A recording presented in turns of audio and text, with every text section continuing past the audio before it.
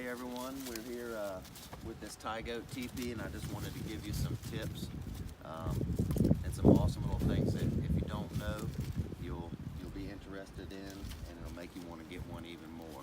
So the first thing I wanted to talk about is getting some shock cord for the guy out for the stake points here. Just some stretchy shock cord, cutting a little piece of that. It helps a lot on uneven ground and also keeping the tension even through wetness and sagging a little bit. It keeps it nice and taut. This teepee's been set up here for 2 weeks now actually, and through 2 snowstorms. One of them we had about a foot, and then we had another few inches kind of on top of that, a few days apart. And today it's really gusty, 30-mile-an-hour winds or something, I'd say, right now. And without any adjustments, it still looks pretty great in my opinion. And if you can tuck this in a side pocket or something in your backpack or whatever. But let me just show you how quick it does on this maple branch over here. That would be a perfect firewood branch for this. Okay, this maple tree is pretty hard wood. It's not the hardest by any means, but this is something that was broken off and you found it in the woods and you're using one of these teepee stoves. This would be a prime candidate for some wood stove wood.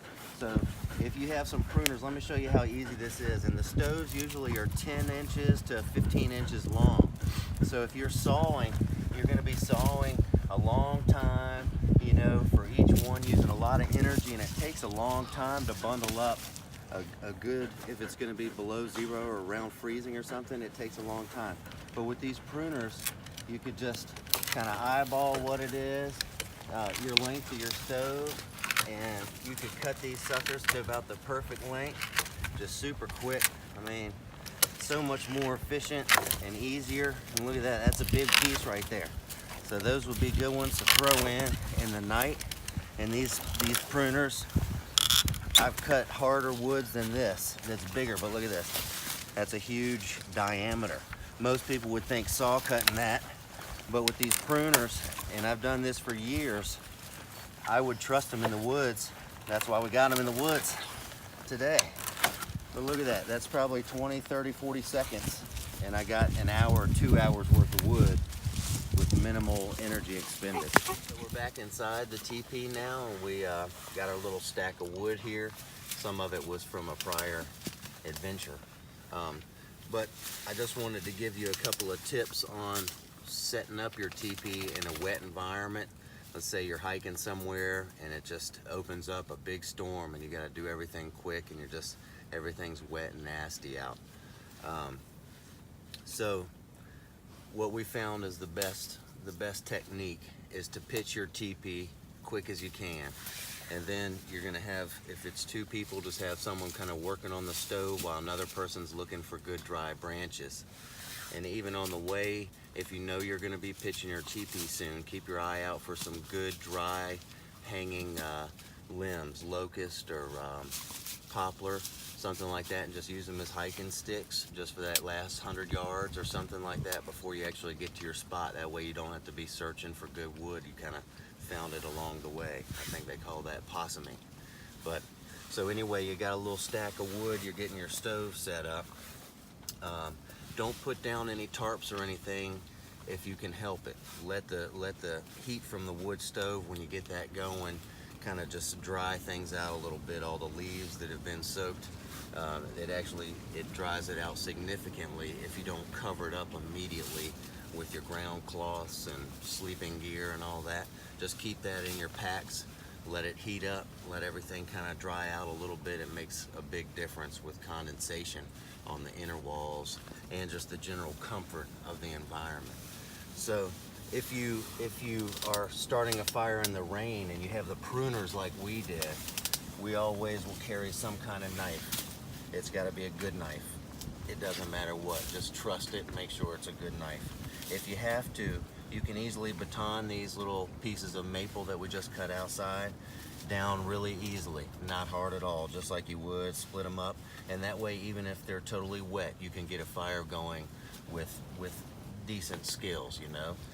Not the easiest thing, but by far from hard, and you can do it with a a knife smaller than this. It could be instead of a 6-inch blade, it could only be a 3-inch. A lot of people carry way smaller knives, including myself, so it wouldn't have to be this substantial.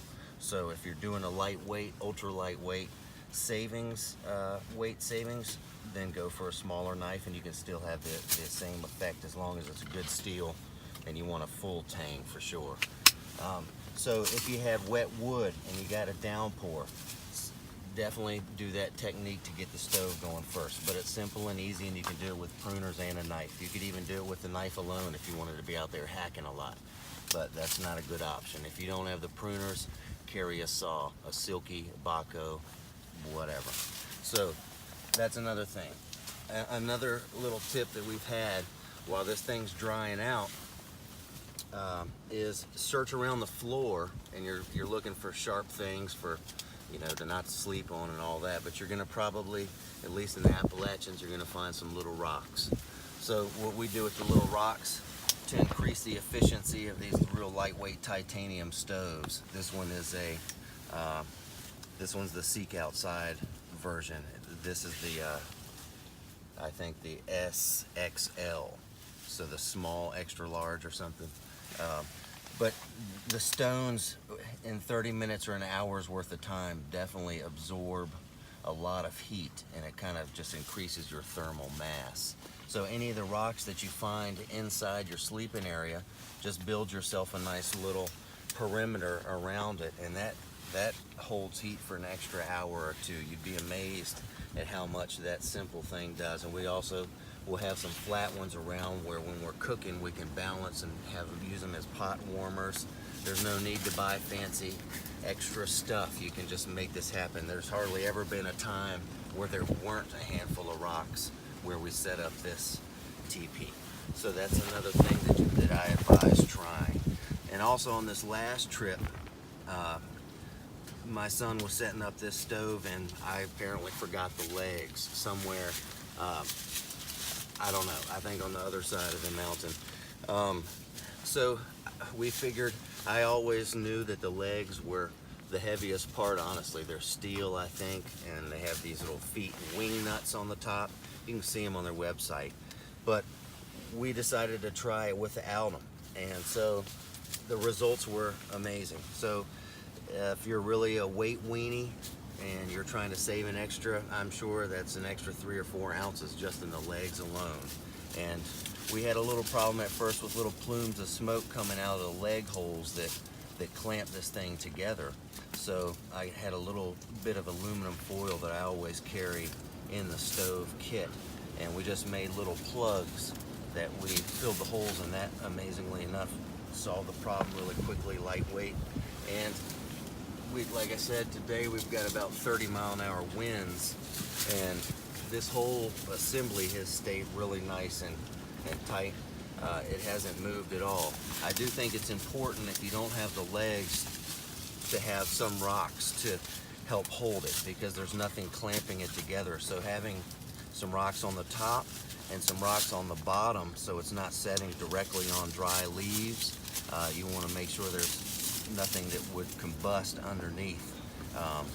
But those are, it's maybe an inch off the ground with some flat rocks to make it sturdy that we found, and then we built them around it, put some on top, and we also cooked a delicious meal on the rest of this stove top. So it worked really well.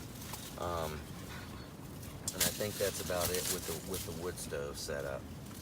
Another thing about this wood stove, and also the rocks here, is it's nothing fancy, but if you're using blow-up pads, or you got down bags or something that's ultra meltable, you don't want to roll over into the night onto a hot titanium stove. I'll tell you that. It will instantly burn through some sleeping bag fabrics. So having the rocks on the outside, you can put a ground cover up, and that way if you do roll over, you're going to bump into the outside of a hot rock, which is usually just mild to the touch and never gets burnable temperature. So you can use that as a little buffer, which I sleep on my side and roll a good bit, so I found that to be another key thing in order to protect my investments. In regards to the wood stove holding heat, this is an important thing.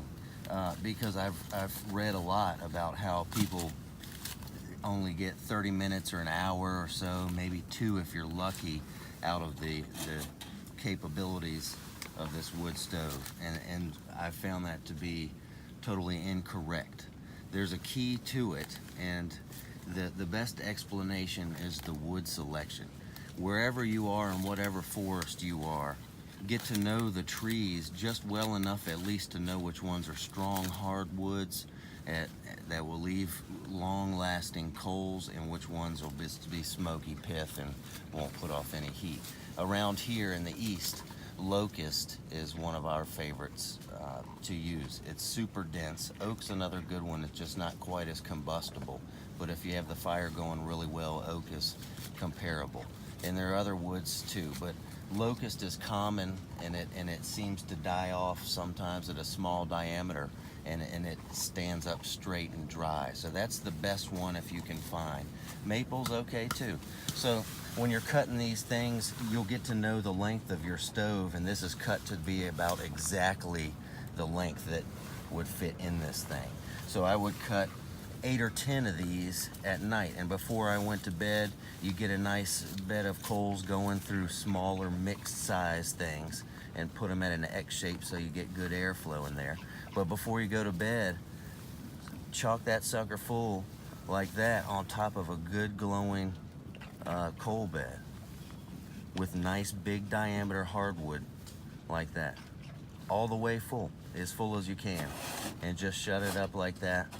You can even leave the damper half open. Actually, I found that to be better than closing it all the way with big logs if you're packing them tightly like that. But we found that'll last easily 5 hours, and it's even after that, it's still warm enough. If you stir it up with a little stick in the bottom of that coal bed, you can throw a couple small twigs and dry leaves from the inside of your teepee, crunch them up a little, roll them up, and throw them in there, and you'll have enough to get a fire going super easy. So that's the best way by far to do it. And if you're using poplar and little lightweight woods and snappy twigs, you'll get 30-45 minutes out of this stove. But if you know what wood to look for, and it's common, you're not going to be searching a long way for that, I promise, then you'll be able to increase the heat output of this throughout the night. And especially if you get up to pee, then you can have a couple 6 or 8 drying out right on the outside of this stove, that same length, and if someone gets up in the night, they just open the door, put those in, and it'll be ripping hot all through the night easily. So that's a huge factor when you're deciding whether or not to carry this. And I like carrying it because I think it's maybe under 2 pounds. We also have a smaller version that's great for a smaller teepee, but under 2 pounds, and you can eliminate whatever other cooking stove that you have. If you have decent fire skills, you don't need to carry any kind of ember lit stove or gas canisters that will run out eventually. This will do everything you need it to do, and it could even possibly save weight, but it allows you to come in out of the rain and get your clothes dry. You can hang a clothesline on this pole with a prusik knot and hang your wet gear, rain jackets, gloves, your socks, just your crucial stuff. And mentally, that's huge. Physically, sometimes it's a lifesaver. Another thing, don't bring these chairs. We had them because there was 4 of us here and we were just hanging out, but you're rubbing up against the outside edge, and the stove gets so hot that these are basically just useless unless you have a 8-man. Thanks for watching part 1 of TP tips, and we're going to put a few more on a part 2, so stay tuned for that. Thank you.